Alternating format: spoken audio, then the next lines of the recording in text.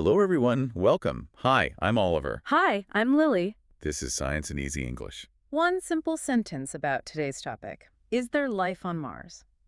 It's a, it's the ultimate question, isn't it? Yeah. And for the longest time, the answer you'd always hear was, maybe, or we hope so. Right, or it's complicated. Exactly. But today, right now, the date is February 20, 2026. And I think it's fair to say that the answer has shifted pretty dramatically in just the last 6 months. It really has. I mean, since September of last year, 2025, the whole landscape of Martian science has completely changed for us. Yeah, it feels like we're standing on the edge of a cliff looking down at the actual truth. We aren't just looking at vague hints anymore. No, we're not. We are looking at two very specific discoveries from two different rovers, and they are pointing in a very specific direction. And it's wild because we have this fascinating situation where the scientific case for life is stronger than it has ever been, right? But the political and logistical reality of proving it is, well, it's crumbling. Yeah, it's like we've got the smoking gun, but the police station is being shut down due to budget cuts. That is a painfully accurate way to put it. So, for our deep dive today, we have a lot to get through with you. We're looking at two different rovers, two different discoveries, and one massive problem. We need to talk about leopard spots, ancient fatty acids, a geopolitical space race, and why the robots might have taken us as far as they possibly can. Let's start with the discovery that really kicked this new era off. We have to go back to September 2025. Right, with the Perseverance rover. Exactly. It's been trundling around Jezero Crater for years, but it found something in a place called Neretva Vallis that just stopped everyone in their tracks. To give you a visual, Neretva Vallis is an ancient river channel. Billions of years ago, water tore through there, dumping sediment into the crater. And Perseverance was investigating this geological formation known as Bright Angel. And within Bright Angel, it found a specific rock. The team nicknamed it Java Falls. Now, looking at the photos, this isn't just your standard rusty red Mars rock. No, it's really distinct. It has these white calcium sulfate veins running through it, which indicates water flowed through cracks. But the headline feature, the thing that caused the big press conference, was the spots. The leopard spots. Right. What exactly are those? Well, we are talking about millimeter-sized off-white splotches scattered across the reddish surface of the rock. And crucially, each white splotch is surrounded by a black ring. So to a casual observer, it just looks like a patterned rock. Yeah. Maybe something you'd skip over a lake. Exactly. But chemically, those spots imply something very active happened there. Active is definitely the word. I know Perseverance used its PXL and Sherlock instruments, which are basically X-ray and UV spectrometers on its robotic arm, to analyze those black rims. And they found iron phosphate, specifically a mineral called vivianite, and iron sulfide, called greigite. Now, for anyone who isn't a geochemist, why do vivianite and greigite matter? Why did those specific minerals get the scientists so incredibly excited? Because they are often the leftovers of a specific type of meal. Yeah. On Earth, when we see this texture, a white reduction spot with a dark, iron-rich rim, it is almost always a fossilized record of microbes living inside the rock. It's a chemical signature of metabolism. Precisely. Think about how rust forms on a bike. That is an oxidation reaction iron reacting with oxygen. Right. We've all seen a rusty bike. But microbes deep inside a rock or sediment, they can't always get oxygen. So they use organic matter for energy, and they breathe other elements like sulfur or iron. Oh, I see. So they are stripping the oxygen out of the red rock to breathe, turning it white, and depositing the iron and sulfur as waste in that black rim. That is the leading theory. It creates a very specific halo effect. So the rock Java Falls and the specific sample they collected, which they called Sapphire Canyon, it presented the trifecta for life. Okay, what's the trifecta? First, clear evidence of liquid water from the veins. Second, it was packed with organic compounds. And third, these spots suggest an energy source, a chemical imbalance, a redox reaction that life could exploit. It's compelling. It really is. But we have to play the skeptic here for a minute. Geology is weird. Can't you get these spots without biology?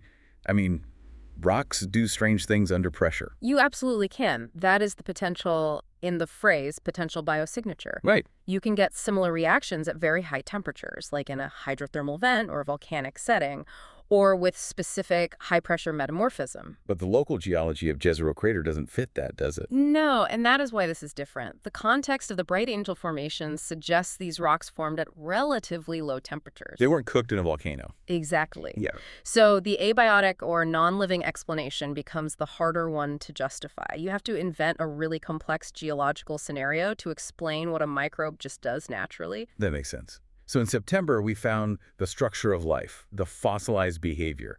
But then, fast forward to just a few weeks ago, February 2026. The older rover, Curiosity. Yeah, thousands of miles away in Gale Crater, it threw another massive piece of the puzzle on the table. And this piece is arguably even more granular. Curiosity isn't looking at the shape of life, it found the actual ingredients. This is the brand new study from NASA's Goddard Space Flight Center that just came out on February 4th. Right. Curiosity drilled into a mudstone. Now, mudstones are great because they form in calm lakes where sediment settles slowly, trapping whatever is in the water. Including organic molecules. Exactly. Curiosity analyzed the sample and found a series of hydrocarbons, specifically decane, undecane, and dodecane. Which are carbon chains with 10, 11, and 12 atoms. Correct. Now, on their own, hydrocarbons are just soot. They can literally be exhaust fumes. Right. But these specific lengths, these 10 to 12 carbon chains, are what you get when you break down fatty acids. Fatty acids are the building blocks of cell membranes on Earth. That is the key insight. You cannot have a cell without a container. You need a lipid membrane to hold the biology together. Finding these specific chain lengths is like finding the shattered remains of millions of tiny soap bubbles. But here is the pushback I always hear when we talk about this. I'm sure you hear it too. People say, well, space is full of carbon. Yes, meteorites crash into Mars all the time. Exactly, and they carry organic sludge. So how do we know this isn't just space dust that fell into the lake? That is exactly what the Goddard team tried to figure out. And they did it by basically rewinding the clock. You see, Mars has no magnetic field and a very thin atmosphere. The surface is bathed in cosmic radiation. Which acts like a slow-motion incinerator for organic molecules. It breaks them apart. It shears those carbon chains. These rocks have been sitting there exposed for about 80 million years. Wow, 80 million? Yeah. So the scientists built a model. They said, okay, if we have this much fatty acid material left today, how much must have been there 80 million years ago to survive all that radiation? Oh, I get it. They calculated the starting balance of the bank account based on the few pennies left after the robbery. That's a great way to put it. And the starting balance was massive. They calculated the original concentration was between 120 and 7,700 parts per million. Is that a lot? It is enormous. It is orders of magnitude higher than what you would get from meteorites constantly raining down. It's also much higher than what you'd expect from simple geological processes like dust settling. So if it didn't fall from the sky, and the geology doesn't explain the huge quantity, the study concluded that a biological origin is now a reasonable hypothesis. The most logical explanation for that density of membrane-building material is that things were actually living and dying in that lake. Okay, so let's look at the picture we have painted by February 2026 for everyone listening. Okay. Perseverance has a rock with leopard spots that look like microbial colonies eating iron. Curiosity has a mudstone packed with the chemical remnants of cell membranes. The structure and the ingredients, they are converging. And we actually have the sample. That is the crazy part. The Sapphire Canyon sample from the Shayava Falls rock is sealed in a titanium tube. It is sitting on the surface of Mars right now. It is arguably the most valuable object humans have ever collected. And this brings us to the Uber problem, or maybe the canceled flight problem. Yeah, the crisis of the Mars Sample Return Mission, or MSR. A lot of you listening might be wondering, if the evidence is so strong, why do we need to bring it back? Perseverance has a lab inside it.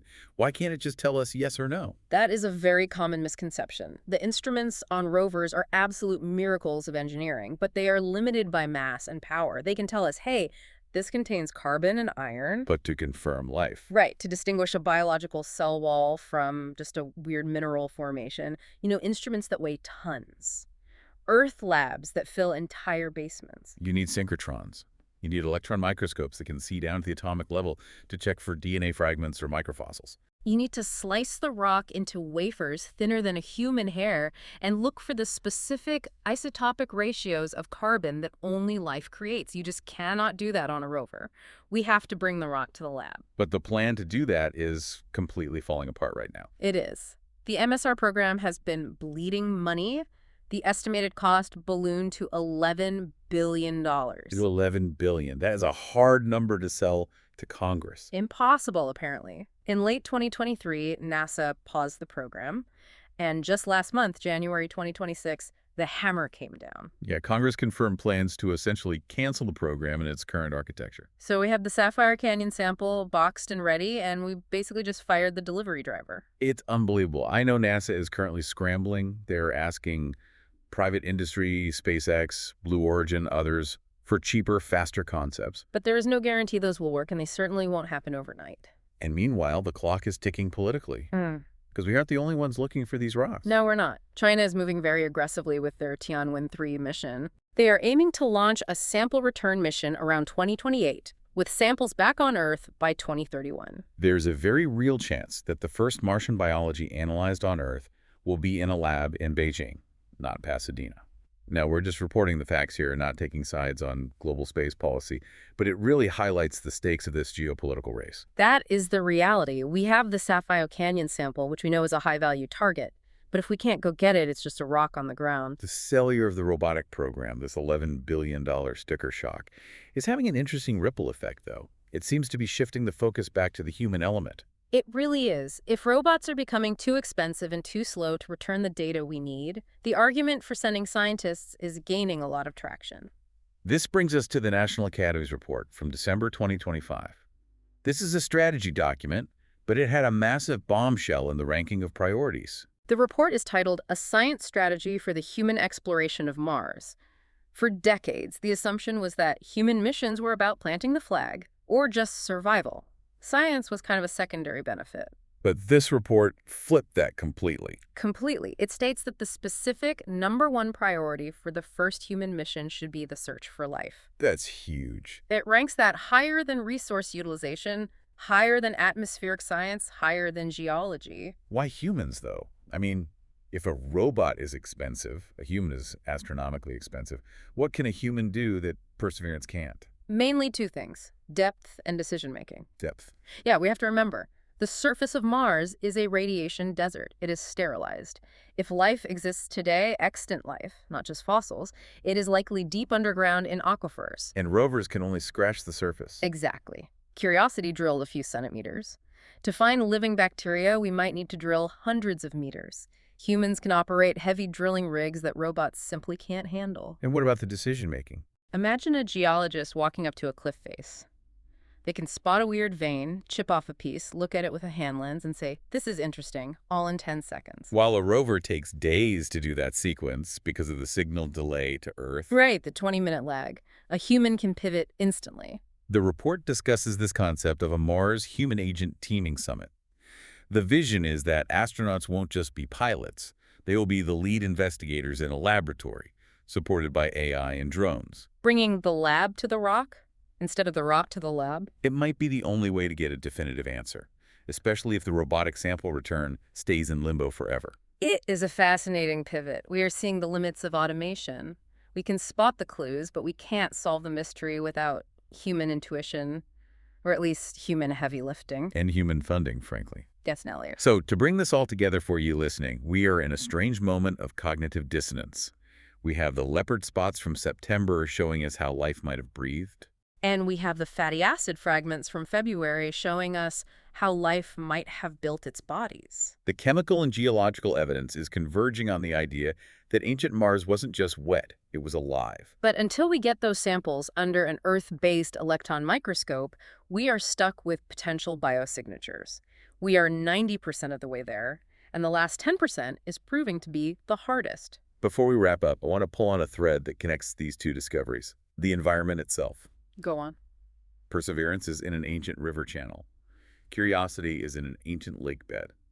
Both of these environments, 3 to 4 billion years ago, were wet, temperate, and rich in organics. They were remarkably Earth-like. And we know that Earth and Mars aren't isolated bubbles. We have meteorites on Earth that came from Mars. Rocks get blasted off one planet and land on the other. Lithopanspermia. The idea that life, or the seeds of life, can travel on rocks between planets. So, here is the thought that keeps me up at night. Something for you to mull over. If we do confirm that those leopard spots are life, And if we analyze the fatty acids and find they're based on the same biology as us, DNA, RNA, the same amino acids. then what does that mean? Did life start there and travel here? Are we the Martians? That is one possibility. Maybe Earth was too hot and violent in the beginning, and Mars was the cool, safe incubator where life started before migrating to Earth. Or the reverse? But consider the alternative. What if the biology is different? What if we analyze that rock and find a completely different genetic code, a different way of storing information? That would mean life started twice, independently. In the same solar system. Yeah. 2 planets side by side, both generating life from scratch. If that happened twice in our little corner of the galaxy, Then the universe is absolutely teeming with life. It would mean life isn't a miracle, it's a cosmic imperative. It happens wherever the conditions are right. that is the stakes of these samples. It's not just about bacteria on a rock. It's about whether we are a fluke or a standard feature of the universe. And that answer is sitting in a metal tube in Jezero Crater waiting for a ride. Let's hope someone picks it up. Thanks for listening to Science in Easy English. See you next time.